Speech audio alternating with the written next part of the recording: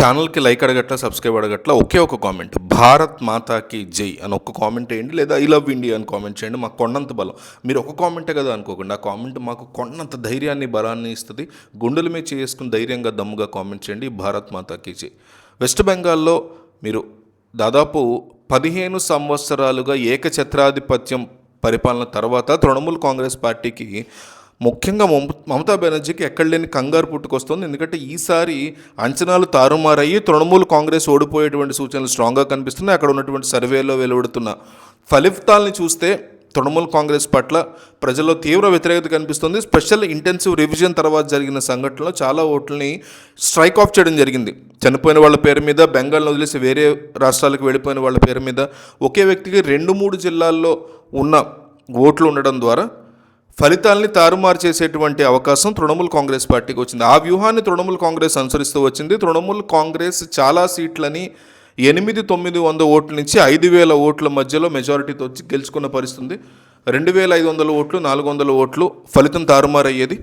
ఈ అక్రమ voters, invalid ఓటర్స్ని ఉపయోగించుకుని, ఫేక్ ఓటర్స్ని ఉపయోగించుకుని గెలుస్తూ వచ్చింది. ఈసారి స్పెషల్ ఇంటెన్సివ్ రివిజన్ దాదాపు 1.7 crore ఓటర్స్ని ఇచ్చింది.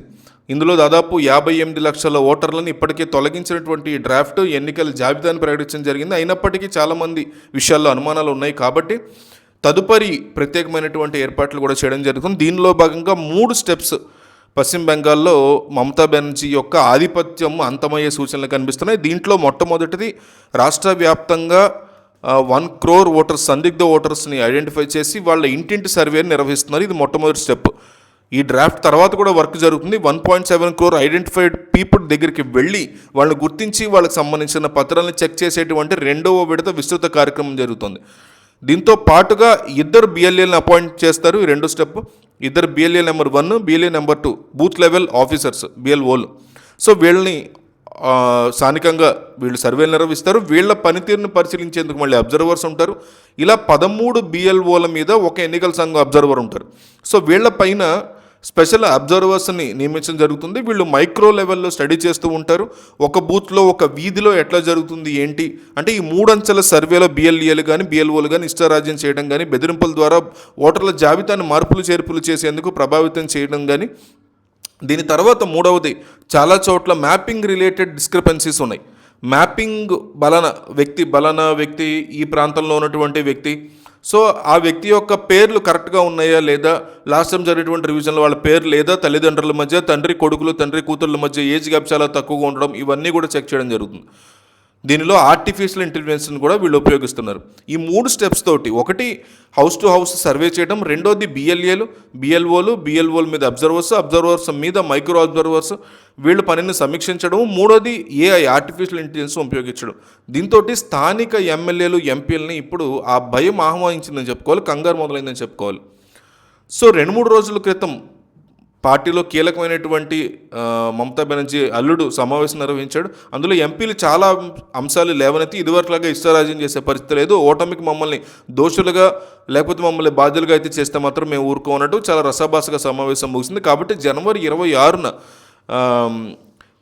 అభిషేక్ బెనర్జీ ఎవరైతే ఉన్నారో ఆయన రెండోసారి మళ్ళీ ఢిల్లీకి వెళ్ళి ఎంపీలతో మాట్లాడి పని చేయాలని అడగడానికి మరొక సమావేశాన్ని ఆయన నిర్వహించబోతున్నాడు.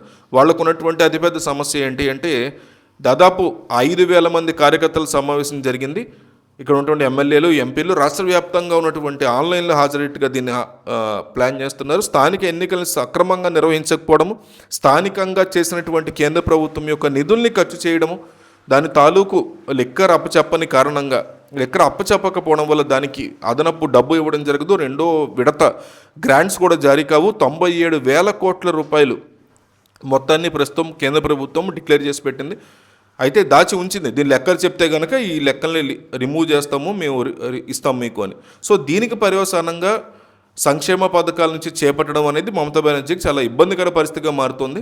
నిధులు ఎక్కడి నుంచి సేకరించాలి, సంక్షేమ పథకాలను ఎట్లా కొనసాగించాలి, జీతాలు ఎట్లా ఇవ్వాలనేది కూడా మమతా బెనర్జీ ముందున్నటువంటి ఇబ్బందికర పరిస్థితులు. సో ఆమె పార్టీ నాయకత్వంలో, ఎమ్మెల్యే, ఎంపీల్లో ఈ ప్రాంతాల్లో కూడా చాలా పెద్ద తలకాయ నొప్పిగా మారింది.